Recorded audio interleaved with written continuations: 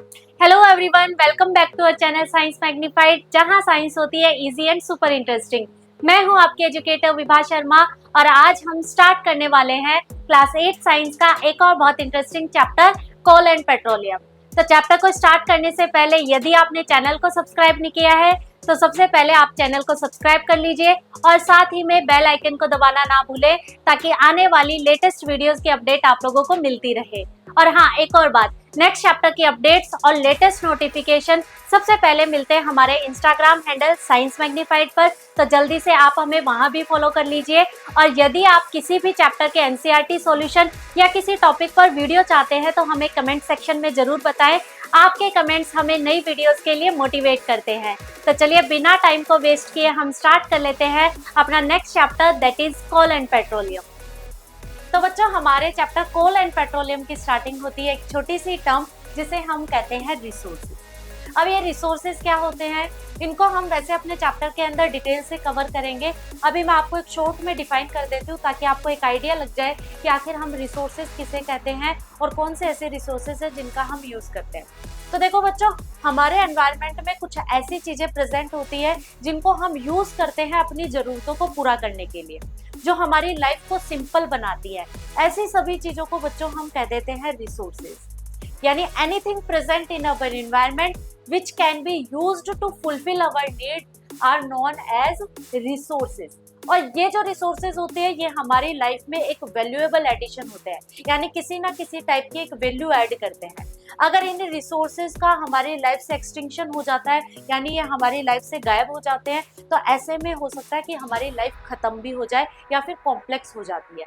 तो ऐसी चीजें जिनको हम अपनी जरूरतों के लिए यूज करते हैं, जो हमारी लाइफ को सिंपल बनाती हैं, ऐसी सभी चीजों को हम कह देते हैं बच्चों रिसोर्सेज। फॉर एग्जाम्पल, हवा, पानी, सनलाइट, ये सभी ऐसे रिसोर्सेज हैं जिनके बिना हम नहीं रह सकते। ये हमारी लाइफ को सर्वाइव करने में हमें सपोर्ट करती है। ऐसी चीजों को हम कहते हैं रिसोर्सेज। सेकेंड पॉइंट है बच्चों, inexhaustible and exhaustible natural resources. देखिए, हमारे एनवायरनमेंट में बहुत सारे नेचुरल रिसोर्सेज प्रेजेंट होते हैं। इनको हमने दो कैटेगरीज में डिवाइड कर दिया। एक है इनएग्जॉस्टेबल नेचुरल रिसोर्स और दूसरी है बच्चों एग्जॉस्टेबल नेचुरल रिसोर्स। अब देखो, एग्जॉस्ट का मतलब होता है खत्म हो जाना, यहाँ है इनएग्जॉस्टेबल, यानी ऐसे नेचुरल रिसोर्स जो हमारे एनवायरनमेंट में अनलिमिटेड प्रेजेंट होते हैं, जितना चाहे हम इनका यूज कर सकते हैं, कभी भी खत्म नहीं होंगे। ऐसे रिसोर्सेज को बच्चों हम कह देते हैं एग्जॉस्टेबल नेचुरल रिसोर्स। जैसे कि सनलाइट, सनलाइट को हम जितना चाहे उतना यूज कर सकते हैं, वो कभी भी खत्म नहीं होगी। तो वो किस टाइप का नेचुरल रिसोर्स है बच्चों? Inexhaustible natural resource.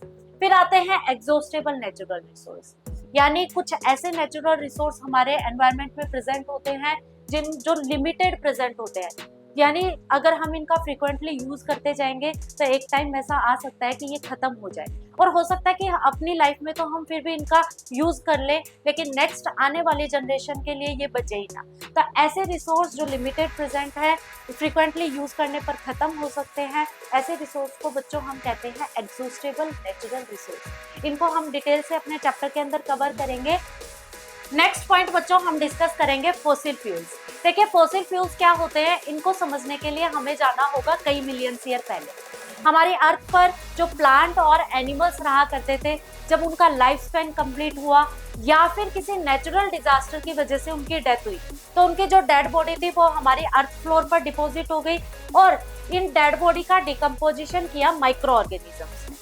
अब कुछ ऐसे डेड बॉडी के पार्ट्स होते हैं जिनका डिकम्पोजिशन नहीं हो पाया और उन पार्ट्स के ऊपर टाइम के साथ साथ सैंड और क्ले की लेयर बनती गई, जिसकी वजह से ये जो डेड रिमेन्स थे ये चले गए हमारी अर्थ क्रस्ट के अंदर। और अर्थ क्रस्ट के अंदर टाइम के साथ साथ उन पर प्रेशर बढ़ता जाएगा और प्रेशर के साथ साथ वो और ज्यादा डीप नीचे चलते जाएंगे, जिसकी वजह से टेम्परेचर भी इंक्रीज होता जाएगा और बाहर के एटमॉस्फेयर से धीरे धीरे उनका कांटेक्ट बिल्कुल टूट जाएगा, जिसकी वजह से उनका आगे डिकम्पोजिशन नहीं हो पाएगा।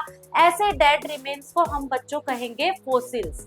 और इन फॉसिल्स को हम जब यूज करते हैं एनर्जी डिराइव करने के लिए, तो ये कहलाते हैं बच्चों फॉसिल फ्यूल्स। फ्यूल्स हम कहते हैं ऐसे सब्सटेंस जिनसे हम एनर्जी डिराइव करते हैं। तो यहाँ हम फॉसिल्स से एनर्जी डिराइव कर रहे हैं, इसीलिए हम फॉसिल्स को कहते हैं फॉसिल फ्यूल्स।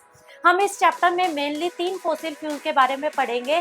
सबसे पहले हम पढ़ेंगे कोल के बारे में कि कोल क्या होता है और कैसे कोल का फॉर्मेशन होता है, ये कोल हमारे क्या क्या काम आता है। फिर कोल से हम कौन कौन से प्रोडक्ट ऑब्टेन कर सकते हैं, जिसमें हम कोक के बारे में पढ़ेंगे, कोल तार पढ़ेंगे और कोल गैस को हम डिटेल से डिस्कस करेंगे। नेक्स्ट फॉसिल फ्यूल बच्चों हम डिस्कस करेंगे पेट्रोलियम। पेट्रोलियम क्या होता है, कैसे पेट्रोलियम का फॉर्मेशन होता है, किस तरीके से इसको एक्सट्रैक्ट किया जाता है। यानी पेट्रोलियम जो है वो हमारी अर्थ क्रस्ट के अंदर बनता है और जब हम उसको निकालते हैं उस प्रोसेस को हम कहते हैं बच्चों एक्सट्रैक्शन। तो किस तरीके से हम पेट्रोलियम को एक्सट्रैक्ट करते हैं। फिर हम देखेंगे पेट्रोलियम की रिफाइनिंग। रिफाइनिंग बच्चों हम कहते हैं ये जो पेट्रोलियम है ये काफी सारे कॉन्स्टिट्यूएंट का मिक्सचर होता है, उन कॉन्स्टिट्यूएंट को अलग अलग जब हम करेंगे तो उस प्रोसेस को बच्चों हम कहेंगे रिफाइनिंग। तो रिफाइनिंग को हम डिटेल से डिस्कस करेंगे कि किस तरीके से हम पेट्रोलियम की रिफाइनिंग करते हैं और लास्ट में फिर हम देखेंगे कि पेट्रोलियम का हम कहाँ कहाँ यूज करते हैं। थर्ड फॉसिल फ्यूल बच्चों हम डिस्कस करेंगे नेचुरल गैस, जिसमें हम नेचुरल गैस का फॉर्मेशन देखेंगे, क्या नेचुरल गैस के एडवांटेजेस होते हैं, किन किन चीजों में हम नेचुरल गैस का यूज करते हैं। फिर लास्ट टॉपिक बच्चों हमारा रहेगा पेट्रोकेमिकल्स। पेट्रोकेमिकल्स क्या होते हैं और पेट्रोकेमिकल्स हम क्या क्या यूज करते हैं, सब चीजें हम डिटेल से कवर करने वाले हैं। तो चलिए सबसे पहले हम स्टार्ट करते हैं अपने फर्स्ट टॉपिक रिसोर्सेज से। फर्स्ट टॉपिक है हमारा रिसोर्सेज। देखिए रिसोर्सेज को हम कैसे समझ सकते हैं, हमारे एनवायरनमेंट में प्रेजेंट वो सभी चीजें जिनको हम अपनी जरूरतों के लिए यूज करते हैं, जो कि हमारी लाइफ को सिंपल बनाती हैं, ऐसी सभी चीजों को हम क्या कह देते हैं, रिसोर्सेज कह देते हैं। ऐसा कहा जाता है कि रिसोर्सेज जो है वो हमारी लाइफ में एक वैल्यूएबल एडिशन है, यानी हमारी लाइफ में किसी ना किसी तरीके की एक वैल्यू ऐड करते हैं। अगर एक भी रिसोर्स हमारी लाइफ से गायब हो जाएगा तो ऐसे में हमारी लाइफ कॉम्प्लेक्स हो सकती है। तो यानी ऐसी चीजें जो हमारे जरूरतों को पूरा करने के लिए हम यूज करते हैं, जो कि हमारी लाइफ को सिंपल बनाती है, जो कि हमारी लाइफ में एक वैल्यू ऐड करती है, ऐसी सभी चीजों को हम क्या कह देते हैं, रिसोर्सेज कह देते हैं। For example air, water, soil, forest, ये सभी रिसोर्सेज किसी ना किसी तरीके से हमारी जरूरतों को पूरा करते हैं। अगर इन सब रिसोर्सेज में कोई एक भी रिसोर्स ऐसा है जो कि हमारी लाइफ से गायब हो जाए तो हमारी लाइफ डिफिकल्ट हो सकती है।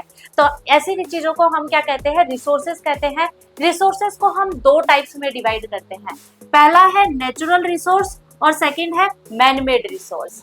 अब देखिए नेचुरल रिसोर्स को तो हम नाम से आइडिया लगा सकते हैं कि ऐसे रिसोर्स जो कि हमें नेचर से मिलते हैं, जिनको बनाने में हमारा कोई भी रोल नहीं होता, ऐसे रिसोर्सेज को हम क्या कहते हैं, नेचुरल रिसोर्स कहते हैं। फॉर एग्जाम्पल सनलाइट हो गया, यानी सनलाइट को क्या हम लोगों ने बनाया, नहीं ना, हमें ये नेचर से मिली है, एज ए गॉड गिफ्ट मिली है, तो इसको हम क्या कहेंगे, नेचुरल रिसोर्स कहेंगे। वाटर भी क्या होता है, नेचुरल रिसोर्स होता है, नेचर से मिलता है। प्लांट और एनिमल्स भी हमें नेचर देता है, इसीलिए ये सारी चीजें क्या हो गई, नेचुरल रिसोर्स हो गई। सेकेंड है मैन मेड रिसोर्स। अब देखिए ऐसे रिसोर्स जिनको हम खुद बनाते हैं, ह्यूमंस खुद बनाता है अपनी रिक्वायरमेंट के अकॉर्डिंग, ऐसे रिसोर्सेज को हम क्या कहते हैं, मैन मेड रिसोर्स कहते हैं। फॉर एग्जाम्पल रोड हो गया, बिल्डिंग हो गई, ये सब हमने अपनी रिक्वायरमेंट के अकॉर्डिंग खुद प्रिपेयर करी है और इन सब का हम यूज करते हैं, इसीलिए ये क्या हो गई, मैन मेड रिसोर्स हो गई। इस चैप्टर में हम मेनली पढ़ने वाले हैं नेचुरल रिसोर्सेज के बारे में। तो चलिए स्टार्ट करते हैं हम। अब देखिए जितने भी नेचुरल रिसोर्स हैं उनको हम 2 कैटेगरीज में क्लासिफाई करते हैं, एक है इनएग्जॉस्टेबल नेचुरल रिसोर्स और दूसरी है एग्जॉस्टेबल नेचुरल रिसोर्स। एग्जॉस्ट का मतलब होता है खत्म हो जाना और यहाँ है इनएग्जॉस्टेबल, यानी कि कभी खत्म नहीं होना। ये ऐसे रिसोर्स है जो कि कभी खत्म नहीं होते। एक बार हम पढ़ लेते हैं इनको। These resources are present in unlimited quantity in nature and are not likely to be exhausted by human activities। देखिए ऐसे रिसोर्सेज जो कि हमारी नेचर के अंदर अनलिमिटेड क्वांटिटी में प्रेजेंट है, जिसको हम जितना चाहे उतना यूज करें, ये कभी भी एग्जॉस्ट नहीं होंगे, यानी खत्म नहीं होंगे। ऐसे रिसोर्सेज को हम क्या कहते हैं, इनएग्जॉस्टेबल नेचुरल रिसोर्स कहते हैं। एक बार फिर रिपीट कर देती हूँ, ऐसे रिसोर्स जो कि हमारी नेचर के अंदर अनलिमिटेड क्वांटिटी में प्रेजेंट होते हैं, जिनको हम जितना चाहे उतना यूज कर सकते हैं, कभी भी खत्म नहीं होंगे, ऐसे रिसोर्स कहलाएंगे इनएग्जॉस्टेबल नेचुरल रिसोर्स। इनके एग्जाम्पल है सनलाइट, वाटर। अब देखिए सनलाइट जो है, आपने डिसाइड किया कि एक दिन आप पूरे दिन सनलाइट का यूज करेंगे और आपने पूरे दिन सनलाइट को क्या किया, यूज किया। तो ऐसा होता है क्या कि नेक्स्ट डे आपको सनलाइट यूज करने को मिले ही ना, सन आपको कह दे कि नहीं भाई कल तुमने मेरा बहुत सनलाइट का ओवर एक्सप्लॉइटेशन किया, अब मेरे पास और सनलाइट नहीं है। नहीं होता है ना, क्योंकि सनलाइट जो है वो हमारे नेचर के अंदर अनलिमिटेड प्रेजेंट होती है, जिसको हम जितना चाहे उतना यूज कर सकते हैं, कभी भी खत्म नहीं होगी। इसीलिए सनलाइट को हम क्या कहते हैं, इनएग्जॉस्टेबल नेचुरल रिसोर्स कहते हैं। ऐसे ही एग्जांपल है वाटर का। देखिए वाटर जो है वो भी एक इनएग्जॉस्टेबल नेचुरल रिसोर्स है। पर बहुत सारे बच्चों के मन में क्वेश्चन आ सकता है कि मैम अगर वाटर इनएग्जॉस्टेबल नेचुरल रिसोर्स है, फिर क्यों कहा जाता है कि पानी को बचाओ, नहीं तो नेक्स्ट जनरेशन के लिए पानी नहीं बचेगा। तो बेटा वहां बात हो रही है ड्रिंकिंग वाटर की। ऐसा पानी जो हम कंज्यूम करते हैं वो पानी हमारी अर्थ पे कम प्रेजेंट है, जबकि जो कंप्लीट वाटर है वो हमारी अर्थ पे अनलिमिटेड प्रेजेंट है। इसीलिए हम वाटर को क्या कहते हैं, इनएग्जॉस्टेबल नेचुरल रिसोर्स कहते हैं। अब बात कर लेते हैं हम एग्जॉस्टेबल नेचुरल रिसोर्स की। तो the amount of these resources in nature is limited, they can be exhaustible by human activities. ऐसे रिसोर्स जिनको हम अगर फ्रिक्वेंटली यूज करेंगे तो एक ऐसा टाइम आ सकता है कि वो कम्प्लीटली खत्म हो जाए और हमारी नेक्स्ट जनरेशन के लिए बचे ही ना। ऐसे रिसोर्स जो कि लिमिटेड प्रेजेंट होते हैं नेचर के अंदर, जो कि हमारे फ्रिक्वेंटली यूज करने से खत्म हो सकते हैं, ऐसे रिसोर्सेज को हम कहते हैं exhaustible natural resource. For example coal हो गया, पेट्रोलियम हो गया, नेचुरल गैस हो गया, ये सभी क्या है, फ्यूल्स है जिनको हम यूज करते हैं। और अगर हम इनको कंटिन्यूअसली यूज करते जाएंगे तो एक टाइम हो सकता है कि ये खत्म हो जाए। इसीलिए हम इनको क्या कहते हैं, एग्जॉस्टेबल नेचुरल रिसोर्स कहते हैं। इनको हम डिटेल से अपने चैप्टर के अंदर आगे डिस्कस भी करेंगे। तो आई होप आपको समझ में आया होगा इन एग्जॉस्टेबल नेचुरल रिसोर्स क्या होते हैं और एग्जॉस्टेबल नेचुरल रिसोर्स क्या होते हैं। नेक्स्ट टॉपिक हम डिस्कस करेंगे बच्चों फॉसिल फ्यूल्स, कि फॉसिल फ्यूल्स क्या होते हैं। तो सबसे पहले हम समझेंगे फॉसिल्स का मतलब, कि आखिर हम फॉसिल्स किसको कहते हैं। तो अगर बात करें हम मिलियन ईयर पहले की, यानी करोड़ों साल पहले हमारी अर्थ के ऊपर जो प्लांट्स और एनिमल्स रहते थे, देखिए जो लिविंग बींग्स होते हैं उनका एक अपना खुद का लाइफ स्पैन होता है। वो लाइफ स्पैन कंप्लीट होने के बाद उनकी डेथ हो जाती है। तो या तो लाइफ स्पैन कंप्लीट करने के बाद उनकी डेथ हुई, या फिर किसी नेचुरल डिजास्टर की वजह से उनकी डेथ हो गई, जैसे कि फ्लड आ गया या अर्थक्वेक आ गया जिसकी वजह से वो मर गए। तो मरे हुए जो प्लांट और एनिमल्स की जो डेड बॉडी है उसको डिकम्पोज करते हैं माइक्रो ऑर्गेनिजम्स। माइक्रो ऑर्गेनिजम्स क्या करते हैं, इनकी डेड बॉडी का डिकम्पोजिशन करते हैं। लेकिन इनके डेड बॉडी में से कुछ ऐसे पार्ट्स होते हैं जिनका डिकम्पोजिशन नहीं हो पाता, और ये जो रिमेनिंग पार्ट्स है ये चले जाते हैं अर्थ क्रस्ट के अंदर। कहाँ चले जाते हैं, अर्थ क्रस्ट के अंदर। और जैसे जैसे टाइम बीतता जाता है वैसे वैसे इन बॉडी पार्ट्स के ऊपर क्ले और सैंड की लेयर बनती जाती है, जिसकी वजह से ये और ज्यादा अंदर तक चले जाते हैं। और जब हम इन बॉडी पार्ट्स को एक्सट्रैक्ट करते हैं तो हम इन्हें कहते हैं फोसिल्स। क्या कहते हैं, फोसिल्स। और ये फोसिल्स जब हमें एनर्जी देते हैं, देखिए फ्यूल यहाँ वर्ड लिखा है, तो फ्यूल का मतलब होता है एनर्जी डिराइव करना। कोई ऐसा सब्सटेंस जिससे हम एनर्जी डिराइव करते हैं उसको हम कहते हैं फ्यूल। तो यहाँ हम ऐसे फोसिल्स जो निकाल रहे हैं इनसे हम क्या करते हैं, एनर्जी डिराइव करते हैं। इसीलिए हम इन फोसिल्स को क्या कह देते हैं, फोसिल फ्यूल्स कह देते हैं। ऐसे फोसिल्स जिनसे हम एनर्जी डिराइव करते हैं, ऐसे फोसिल्स कहलाते हैं फोसिल फ्यूल्स। ये क्या होते हैं, नॉन रिन्यूएबल होते हैं, यानी एक बार अगर हमने इनको खत्म कर दिया तो वापस नहीं बन सकते हैं, और अगर वापस बनेंगे तो भी इनको बनने में करोड़ों साल लग जाते हैं, कि हमारा लाइफ स्पैन उससे पहले ही कंप्लीट हो जाता है। तो इसीलिए हम कहते हैं कि ये क्या होते हैं, नॉन रिन्यूएबल होते हैं। इस चैप्टर के अंदर हम मेनली 3 फोसिल फ्यूल्स को डिस्कस करेंगे। सबसे पहला है कोल, फिर हम डिस्कस करेंगे पेट्रोलियम, और लास्ट फोसिल फ्यूल हम डिस्कस करेंगे नेचुरल गैस। तो सबसे पहले हम डिस्कस करते हैं कोल के बारे में, जिसको हम हिंदी में कोयला भी कहते हैं। ये जो कोल होता है ये ब्लैक कलर का सब्सटेंस होता है। कैसे कलर का, ब्लैक कलर का। और जैसे कि पत्थर हार्ड होता है वैसा ही कोल भी क्या होता है, हार्ड होता है। और सबसे ज्यादा जो कंटेंट है वो कार्बन का कंटेंट पाया जाता है कोल के अंदर, यानी सबसे ज्यादा कार्बन प्रेजेंट होता है। अब ये जो कोल है इसका फॉर्मेशन कैसे होता है, क्या नेचर इसको बनाता है या फिर हम लोग खुद इसको प्रिपेयर करते हैं, ये सब हम पढ़ेंगे फॉर्मेशन ऑफ कोल के अंदर। तो चलिए डिस्कस कर लेते हैं। बच्चों अब हम समझेंगे फॉर्मेशन ऑफ कोल कि आखिरकार कोल का फॉर्मेशन कैसे होता है। तो देखिए मेनली जो कोल का फॉर्मेशन होता है वो होता है प्लांट्स की वजह से, और इसके फॉर्मेशन को समझने के लिए हमें जाना होगा मिलियंस ईयर पहले, लगभग 300 साल पहले हमें जाना होगा। वहां क्या था, हमारी जो अर्थ सरफेस थी, करोड़ों साल पहले हमारी अर्थ सरफेस के ऊपर डेंस फॉरेस्ट पाए जाते थे, यानी घने जंगल पाए जाते थे। उस टाइम बिल्डिंग वगैरह तो होती नहीं थी, जिस तरफ देखो उस तरफ पेड़ ही पेड़ दिखाई देते थे, जंगल ही जंगल होता था, और जंगल के जो आसपास का एरिया था वो दलदली एरिया होता था। तो क्या हुआ कि ये जो घने जंगल थे, ये किसी भी नेचुरल डिजास्टर की वजह से या फिर लाइफ स्पैन कंप्लीट होने की वजह से ये प्लांट्स क्या हो गए, डेड हो गए, और डेड होकर के हमारी अर्थ सरफेस के अंदर चले गए। इस तरीके से ये क्या है, अर्थ सरफेस के अंदर डिपॉजिट हो गए। अब टाइम बीतता गया और टाइम के साथ साथ इन प्लांट्स के ऊपर सोइल और रॉक्स की लेयर बनती गई, और नए प्लांट्स ने क्या किया, ग्रो होना स्टार्ट किया। अब एक टाइम आएगा जब इन प्लांट्स की भी डेथ होगी, तो इन प्लांट्स की डेथ हुई तो ये भी क्या चले गए, सोइल के अंदर चले गए, और नई लेयर बनती गई। इस तरीके से ये जो नीचे वाले प्लांट्स थे, इनके ऊपर प्रेशर बढ़ता गया। क्या बढ़ता गया, प्रेशर बढ़ता गया, और इसी प्रेशर की वजह से ये और ज्यादा नीचे चलते गए, और जितना ज्यादा ये नीचे चलते गए तो नीचे क्या हो जाता है, टेम्परेचर और हाई हो जाता है। तो प्रेशर के साथ साथ टेम्परेचर भी क्या होता गया, इंक्रीज होता गया। अब इनके ऊपर लग रहा था हाई प्रेशर और हाई टेम्परेचर, तो इस टेम्परेचर और प्रेशर की वजह से टाइम के साथ साथ इन प्लांट्स का जो कन्वर्जन है वो हो जाता है कोल के अंदर, और इसी को हम क्या कहते हैं, कोयला कहते हैं।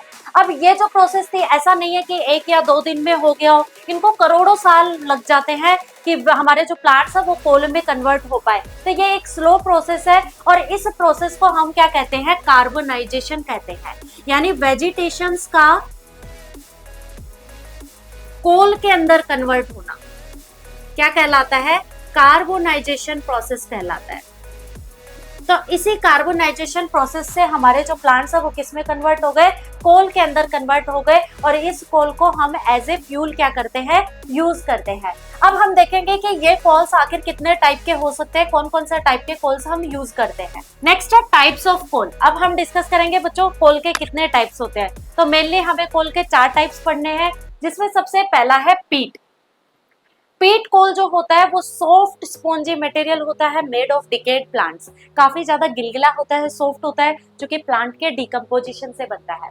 Low carbon content, burn with smoke. पीट के अंदर कार्बन कंटेंट काफी ज्यादा कम पाया जाता है, इसलिए जब हम इसे बर्न करते हैं तो काफी ज्यादा स्मोक निकलता है, यानी धुआं निकलता है। फिर बच्चों पीट से बनता है लिग्नाइट, और लिग्नाइट की अगर हम बात करें तो ये ब्राउन कलर का कोल होता है, स्लाइटली हार्डर देन पीट। पीट के कंपैरिजन में ये क्या होता है, थोड़ा सा हार्ड होता है।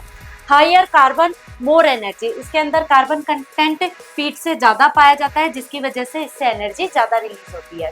लिग्नाइट से फिर बच्चों बनता है बिटुमिनस, और बिटुमिनस की बात करें तो ये ब्लैक कलर का सॉफ्ट कोल होता है, जिसको हम अपने घरों में, इंडस्ट्रीज में यूज करते हैं। बिटुमिनस से फिर बनता है बच्चों एंथ्रेसाइट, और एंथ्रेसाइट क्या होता है, हार्डेस्ट होता है और प्योरेस्ट फॉर्म ऑफ कोल। सबसे अच्छा कोल माना जाता है एंथ्रेसाइट को, जो कि शाइनी ब्लैक कलर का होता है, और जब ये बर्न करता है तो काफी ज्यादा हीट रिलीज होती है। तो सबसे ज्यादा जो अच्छा कोल है, अच्छी क्वालिटी का कोल है, वो माना जाता है एंथ्रेसाइट को। आई होप आपको चारों टाइप समझ में आए होंगे। नेक्स्ट हम डिस्कस करते हैं यूजेस ऑफ कोल। अब हम बात करेंगे बच्चों की कोल को हम किन किन चीजों में यूज कर सकते हैं। तो सबसे पहला पॉइंट है earlier used in railway engines to produce steam. बच्चों अगर प्रेजेंट टाइम की हम बात करें तो अब तो फिर भी हम कोल का कम यूज करते हैं, लेकिन पहले के टाइम में हम कोल को काफी ज्यादा यूज करते थे। हमारी जो ट्रेन्स थी उनके इंजन चलते थे स्टीम से, और उस स्टीम को हम प्रोड्यूस करवाते थे कोल से। आप लोगों ने मूवीज में भी देखा होगा कोल से ट्रेन को चलते हुए। नेक्स्ट पॉइंट है electricity generation in thermal power plants. हमारे जो थर्मल पावर प्लांट्स होते हैं वहाँ इलेक्ट्रिसिटी जनरेट की जाती है, और इस इलेक्ट्रिसिटी को भी जनरेट किया जा सकता है कोल की हेल्प से। इंडस्ट्री फ्यूल के फॉर्म में भी यूज किया जाता है, बड़ी बड़ी इंडस्ट्रीज में एज ए फ्यूल कोल का हम यूज करते हैं, और हम कुकिंग फूड के लिए भी एज ए फ्यूल कोल का यूज कर सकते हैं। अब हमारा जो कोल है वो 3 स्टेट्स में प्रेजेंट होता है बच्चों, सॉलिड, लिक्विड और गैस। अगर कोल सॉलिड स्टेट में प्रेजेंट होता है तो हम उसे कहते हैं कोक। अगर कोल लिक्विड में स्टेट में रहता है तो हम उसे कहते हैं कोल तार, और अगर गैसियस स्टेट में रहता है तो हम उसे कहते हैं कोल गैस। इन सब को हम डिटेल में डिस्कस कर लेते हैं। सबसे पहले है कोक।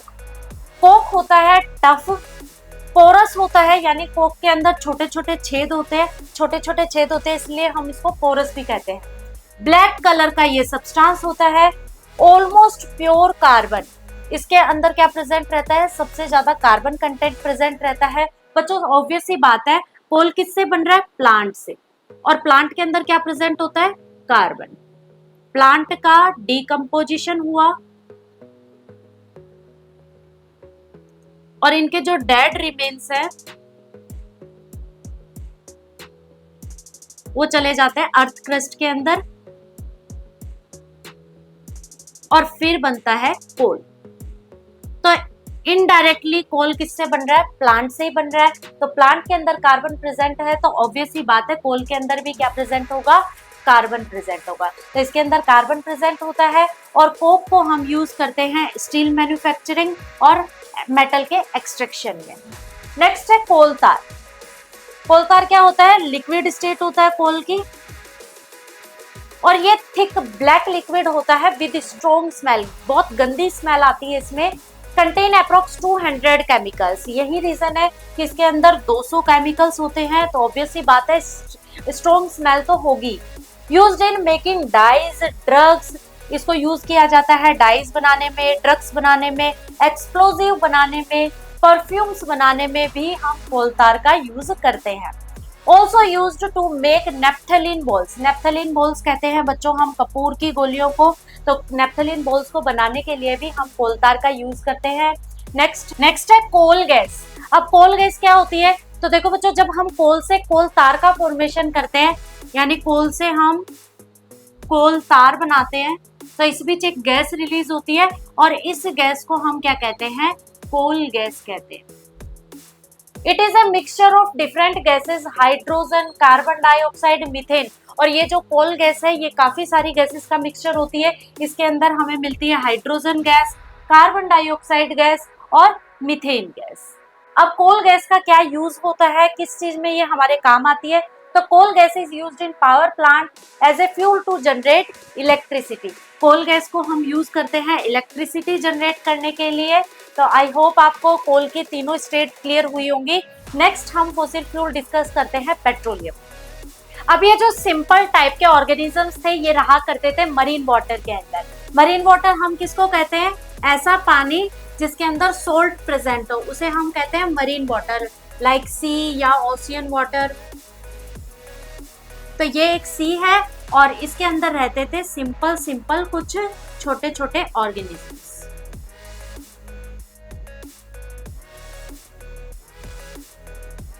अब जब इन ऑर्गेनिजम्स का लाइफ स्पैन कंप्लीट हुआ, हम सबको पता है कि हर ऑर्गेनिज्म का एक लाइफ स्पैन होता है जो कि कंप्लीट होने के बाद उसकी डेथ हो जाती है। तो जब इनकी डेथ हुई तो इनकी डेड बॉडी कहाँ जाएगी, ऑब्वियसली बात है पानी के अंदर रह रहे तो डेड बॉडी भी कहाँ रहेगी, पानी के अंदर रहेगी। तो जब ये मरे तो इनकी जो डेड बॉडी थी वो सी के फ्लोर पे जाकर के डिपोजिट हो गई। इस तरीके से ये सी फ्लोर पे डेड बॉडी का डिपोजिशन हो गया।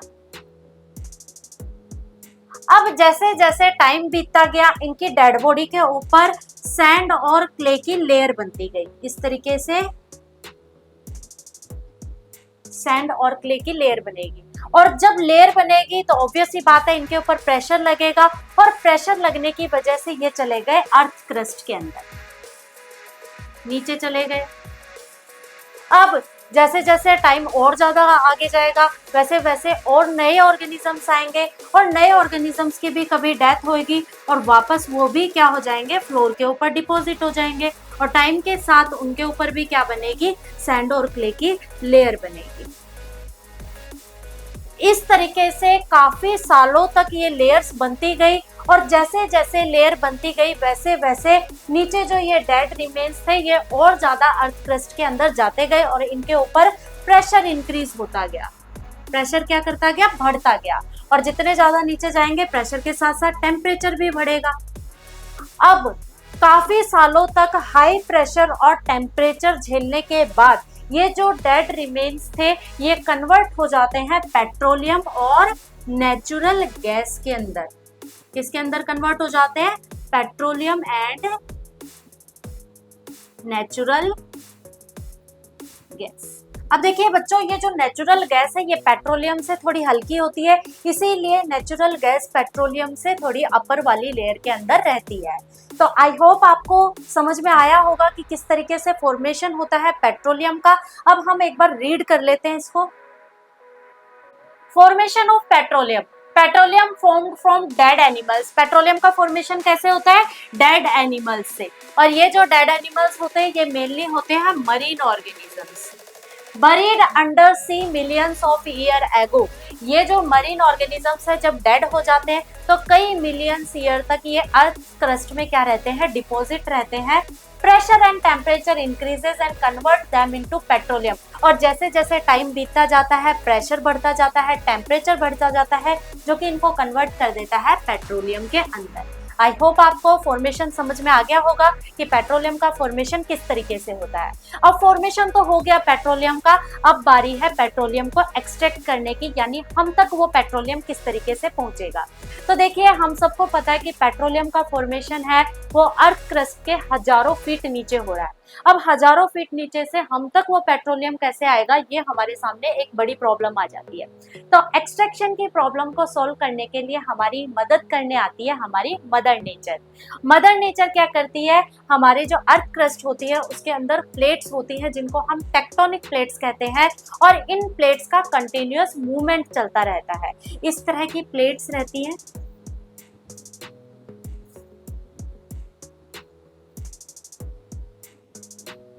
और ये प्लेट्स आपस में क्या करती रहती हैं, इस तरीके से मूव करती रहती है, और इनके मूवमेंट से इनके बीच में बनता है स्पेस। अब जो पेट्रोलियम और नेचुरल गैस यहाँ प्रेजेंट है, जैसे ही ये प्लेट्स मूव करेंगे और इनके बीच में स्पेस बनेगा, पेट्रोलियम और नेचुरल गैस ऊपर की तरफ आ जाते हैं। क्योंकि इनका वेट काफी ज्यादा हल्का होता है, तो हल्की चीज हमेशा किधर मूव करती है, ऊपर की साइड। जैसे ये ऊपर आते हैं, ऊपर प्रेजेंट होती है कुछ इम्प्रीवियस रॉक्स।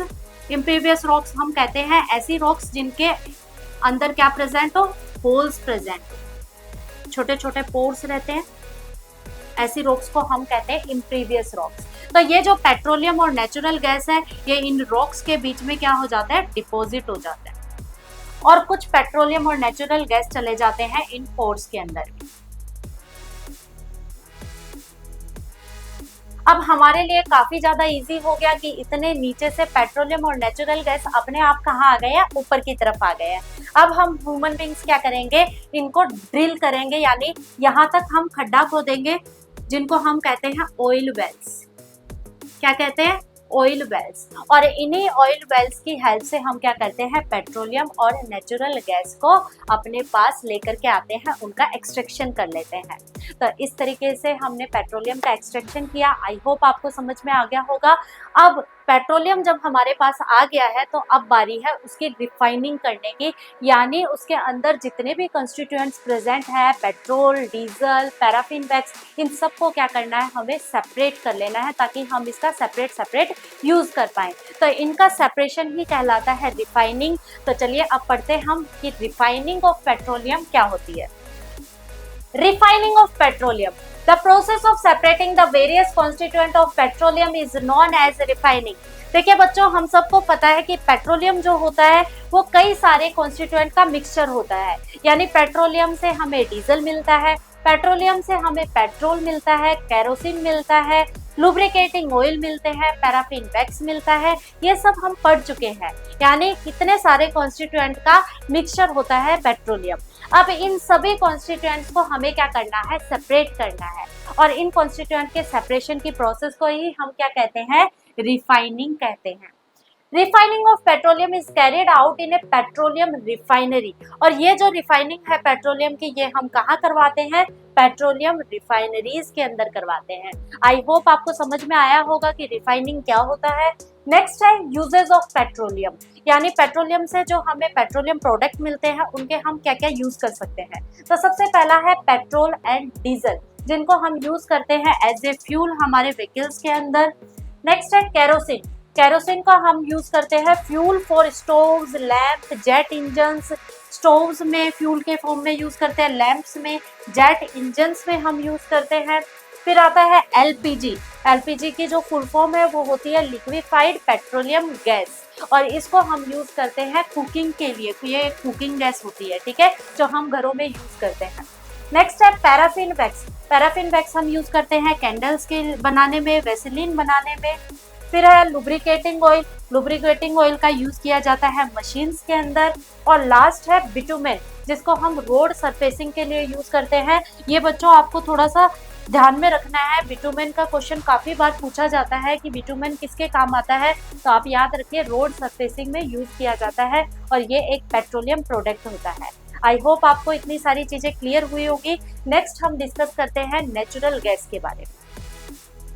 नेचुरल गैस, अब देखो बच्चों, नेचुरल गैस का जो फॉर्मेशन है वो हम ऑलरेडी पढ़ चुके हैं कि हमारे जो मरीन ऑर्गेनिजम्स होते हैं जब वो डेड हो जाते हैं तो उनकी डेड बॉडी सी फ्लोर पर डिपॉजिट हो जाती है, और टाइम के साथ साथ उनकी डेड बॉडी पर सैंड और क्ले की लेयर बनती जाती है। इस लेयर की वजह से उनके ऊपर प्रेशर लगता है और वो चले जाते हैं अर्थ क्रस्ट के अंदर। अब टाइम के साथ और नए ऑर्गेनिजम्स भी आएंगे, और एक टाइम के बाद उनकी भी डेथ होगी, तो उनकी भी जब डेथ होती है तो वो भी सी फ्लोर के अंदर चले जाते हैं, और उनके ऊपर भी बनती है सैंड और क्ले की लेयर, और सैंड और क्ले की लेयर से प्रेशर बढ़ता है जिसकी वजह से वो भी चले जाते हैं अर्थ क्रस्ट के अंदर। इस तरीके से जो नीचे डेड रिमेन्स होते हैं उनके ऊपर प्रेशर बढ़ता जाता है, और प्रेशर बढ़ता जाएगा तो वो और ज्यादा डीप जाते जाएंगे अर्थ क्रस्ट के अंदर, और जितना ज्यादा डीप चलते जाएंगे उतना ही टेम्परेचर भी इंक्रीज होता जाता है। तो हाई प्रेशर और हाई टेम्परेचर की वजह से कई सालों बाद ये जो डेड रिमेन्स है ये कन्वर्ट हो जाते हैं पेट्रोलियम और नेचुरल गैस के अंदर। तो बच्चों, नेचुरल गैस को हम सीएनजी के नाम से भी जानते हैं, क्योंकि हम इसको स्टोर करके रखते हैं हाई प्रेशर के अंदर। अब ऑब्वियस सी बात है, किसी के ऊपर अगर हम हाई प्रेशर लगाते हैं तो वो कंप्रेस होता ही है। तो ये जो गैस है इसके ऊपर हम हाई प्रेशर लगाएंगे तो ये कंप्रेस हो जाती है, इसीलिए हम इसको कहते हैं कंप्रेस्ड नेचुरल गैस। एडवांटेजेस की अगर हम बात करें तो इसको इजीली ट्रांसपोर्ट किया जा सकता है, इजीली इसको स्टोर किया जा सकता है, और एनवायरनमेंट के लिए ये किसी भी टाइप का पोल्यूशन क्रिएट नहीं करती, इसीलिए हम इसको एनवायरनमेंट फ्रेंडली भी कहते हैं। इसकी हाई कैलोरीफिक वैल्यू भी होती है। यूजेस की अगर बात करें तो एज ए फ्यूल इनको व्हीकल्स के अंदर यूज किया जाता है। इलेक्ट्रिसिटी जनरेशन में नेचुरल गैस का यूज होता है। एज ए रॉ मटेरियल भी इनको यूज किया जाता है केमिकल्स और फर्टिलाइजर्स बनाने के लिए। अब ये कहाँ कहाँ मिलते हैं इंडिया में? तो त्रिपुरा, राजस्थान, महाराष्ट्र और कृष्णा गोदावरी डेल्टा में हमें नेचुरल गैस मिल जाती है।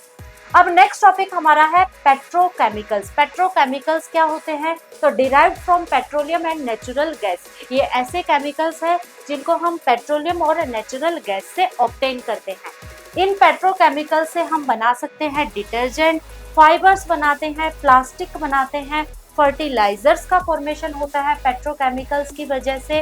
तो आई होप आप लोगों को ये चीजें क्लियर हुई होंगी। नेक्स्ट हम पढ़ते हैं कि ये जो जितने भी हमने नेचुरल रिसोर्सेज पढ़े हैं इनको हम किस तरीके से सेव कर सकते हैं। Conservation of resources. Coal and petroleum are limited, must be used wisely. अब देखो बच्चों, हम सबको पता है कि हमने जितने भी नेचुरल रिसोर्सेज पढ़े हैं उन सब को बनने में कितना सारा टाइम लग रहा था, यानी मिलियंस ईयर लग जाते थे किसी भी रिसोर्स को बनने के लिए। अब अगर इन रिसोर्सेज का हम कंटिन्यूसली यूज करते जाएंगे तो बच्चों एक टाइम ऐसा आएगा कि नहीं आएगा कि ये रिसोर्सेज हमारे यूज करने के लिए बचेंगे ही नहीं। तो जरूरत है कि इन रिसोर्सेज को हम क्या करें, सेव करें, ताकि आगे आने वाली जनरेशन भी इनको यूज कर पाए। तो इनको सेव करना ही बच्चों कहलाता है conservation of resources. PCRA, petroleum conservation research association, tips to save fuel. हमारे इंडिया में एक एसोसिएशन है जिसको हम कहते हैं पीसीआरए, जिसकी फुल फॉर्म है पेट्रोलियम कंजर्वेशन रिसर्च एसोसिएशन। ये हमें कुछ टिप्स देती है कि किस तरीके से हम फ्यूल को सेव कर सकते हैं। सबसे पहले ये कहती है drive eight consistent and moderate speed. जब भी आप ड्राइव कर रहे हैं तो आप अपने व्हीकल की जो स्पीड है उसको मॉडरेट रखें, कंसिस्टेंट स्पीड रखें, यानी बार बार तेज या कम ना करें, इसकी वजह से आपका फ्यूल ज़्यादा खर्च होता है। तो आप मॉडरेट स्पीड रखेंगे तो आपकी जो फ्यूल है वो सेव हो पाएगा। सेकेंड है switch off engine at traffic signals. जब भी आप ट्रैफिक सिग्नल्स पर रुके हुए हैं तो आप अपनी गाड़ी के इंजन को क्या कर दे, बंद कर दे, इस वजह से भी फ्यूल की सेविंग हो सकती है। सेकेंड है मेंटेन प्रॉपर टायर प्रेशर। आप जो व्हीकल यूज कर रहे हैं उसका जो टायर का प्रेशर है वो कैसा रहना चाहिए, मेंटेन रहना चाहिए, यानी प्रॉपर रहना चाहिए। इसकी वजह से भी फ्यूल की सेविंग की जा सकती है। लास्ट है रेगुलर व्हीकल मेंटेनेंस। आप जो भी व्हीकल यूज करते हैं उसकी रेगुलर मेंटेनेंस करवाते रहें। तो बच्चों ये टॉपिक हमारे चैप्टर का लास्ट टॉपिक था। आई होप आपको चीजें क्लियर हुई होंगी। अगर किसी भी टॉपिक के रिगार्डिंग आपको कोई भी डाउट रहता है तो आप मुझसे कमेंट बॉक्स में डिस्कस कर सकते हैं, और यदि किसी स्पेसिफिक टॉपिक पर आप वीडियो चाहते हैं तो भी आप मुझे कमेंट बॉक्स में बता सकते हैं। और चैप्टर के जो नोट्स हैं वो आपको डिस्क्रिप्शन बॉक्स में प्रोवाइड करवा दिए जाएंगे, आप वहां जाकर डाउनलोड कर सकते हैं। और नेक्स्ट चैप्टर कब आने वाला है इसकी अपडेट सबसे पहले हम अपने इंस्टाग्राम अकाउंट पर देते हैं, तो आप हमें वहां भी फॉलो कर लीजिए ताकि आने वाली लेटेस्ट वीडियो की अपडेट आप लोगों को मिलती रहे।